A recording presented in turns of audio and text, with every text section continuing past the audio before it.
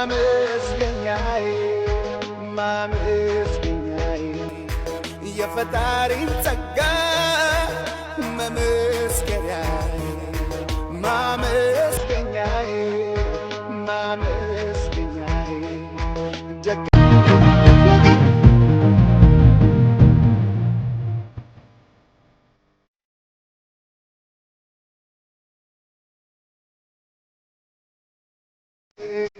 ማመስገኛዬ ማመስገኛዬ የፈጣሪን ጸጋ መመስገኛዬ ማመስገኛዬ ማመስገኛዬ Guess who are they?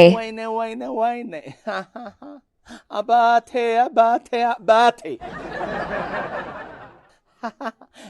ቲክቶክ ባይኖር ይሄ ጆን ዳንኤል ይኖር ነበር? አይኖርም ነበር። ምን ነበር የሚሆነው ጆን ዳንኤል? አካውንታንት ነበርኩ። አዎ ወይ ድሮ ሞባይል ጥገና ሰራ ነበር ባይዘው። ታው እንጂ።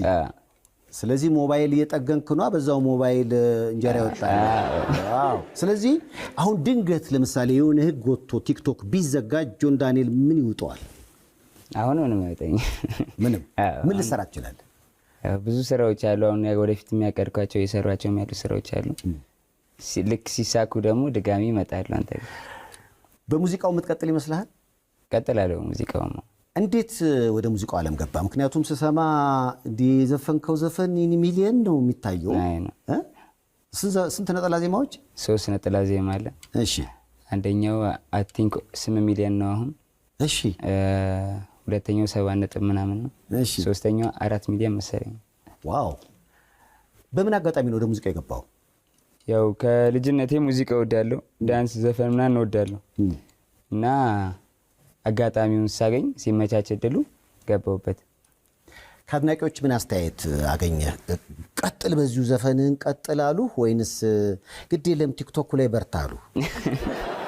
አይ ቀጥል ብለውኛል። ያው ሁለቱንም አስተያየት የሚሰጥ ሰው አለ፣ ግን ቀጥላለሁ። አሁን በቆንጆ ስራ ደግሞ በቅርቡ እመጣለሁ። ኧረ እመለሳለሁ እያለ ነው። የአልበሙ የነጠላ ዜማው መጠሪያ የአዲሱ ይኸው ተፈታው ነው። እንደዛ ነው የሚሆነው። በአዲስ መልክ እንደ ምግብ ቤት ስራ ጀምረናል። ሊሆን የሚችለው ምን አይነት ስሜት ይኖረዋል? የፍቅር ነው?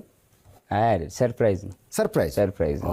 ድንገት የፈንጠዝያ ሆኖ ዱብ ነው። አሁን ስራ ጀምራችኋል? ግጥም ዜማ እየተሰራ ነው።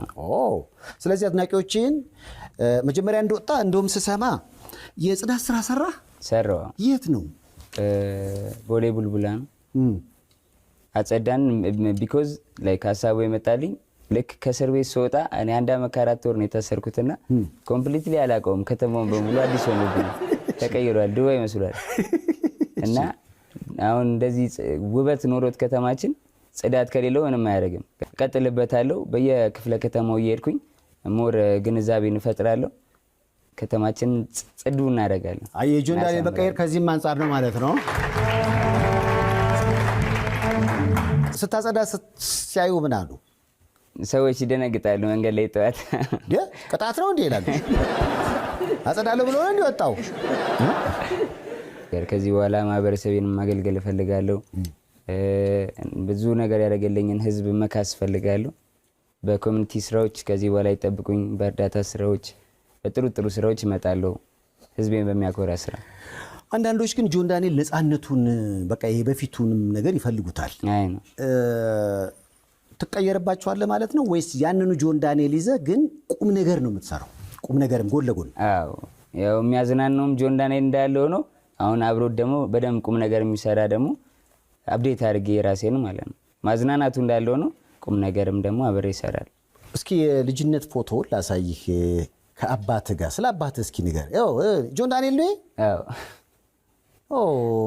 የት ሰፈር ልጅ ነህ? አዲስ ገበያ።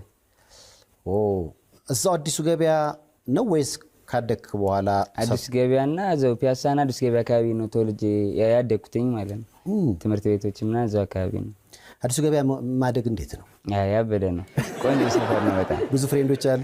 ብዙ ጓደኞች አሉ። በታሰርክ ሰዓት መጥተው ጠይቀውኛል። ለአዲሱ ገበያ እንዴ ሰፈራችን። ስለ ፋዘር እስኪ ንገረኝ። ፋዘርን በጣም ነው የምወደው እና ላይክ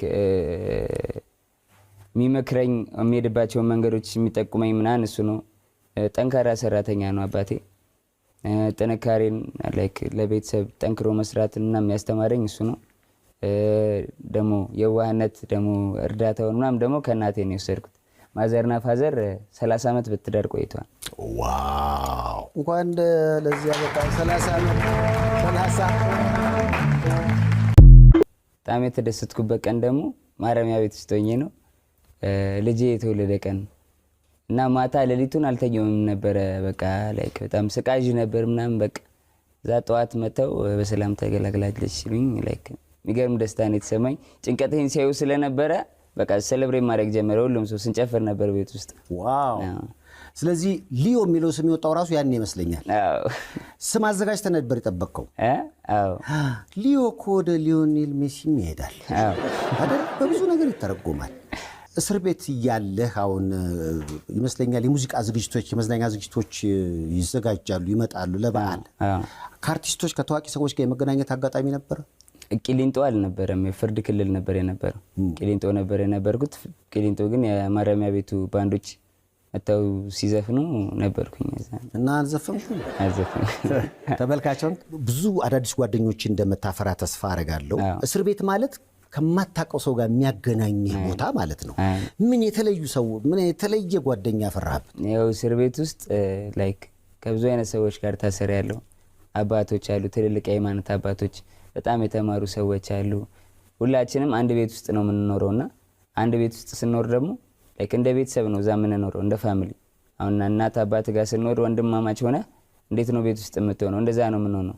እንደ አባት የምናያቸው ሰዎች አሉ፣ የምናከብራቸው። እንደ ወንድም ደግሞ የምንቀላልዳቸው አሉ። እንደ ታናሽ ደግሞ የምንመክራቸው የምንገዛቸው ልጆች አሉና ቤት ውስጥ እንደ ቤተሰብ ነበር የምንኖረው።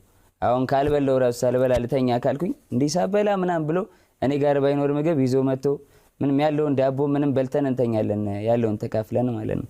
ብታመም ቀድሞ ደርሰው ወደ ሕክምና የሚወስዱኝ እነሱ ናቸውና ላይክ ቤተሰባዊነት ነበር ማረሚያ ቤት ውስጥ። በጣም እስር ላይ ያለ ታመ ነበረ? አዎ አውቃለሁ። ታመ ምን አጋጠመ? ብዙ ጊዜ ታመ ያለው አንዴ ጨጓራዬ ዝቅ ብሎ ነበር በጣም ጨጓራ ምናምን። አሁን ከወጣ በኋላ ተስተካክሏል። አሁን በነፃነት በሙሉ ጤንነት ጆን ዳንኤል ወደ ቀድሞ ስራው ተመልሷል። አድናቂዎች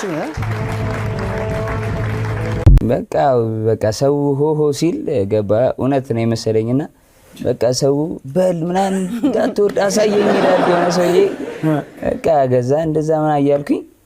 ከዛ በኋላ ሁሉም ሰው ጆን ጆን ጆን ጆን እያለ ነበር ኮመንት ላይ። ከዛ በንጋታው ታስሬ በቃ አሁን ሰው ላ ጆን ጆን እያለ ነው እወጣለሁ ምናምን ብዬ ሰው ፈረስ ላይ ምናምን ወጥቶ አልወርድም። ያሾፍብሃል። እያሾፈ ነው። አንተን እሳት ላይ ጥደው እነሱ ወደ ቧልታቸው ሄዱ። 27,000 ሰው እንዳትወርድ አለ፣ ግን መጥቶ የጠየቀ 27 ሰው ነው። ይሄ ብዙ አስተምረዋል። አረ በጣም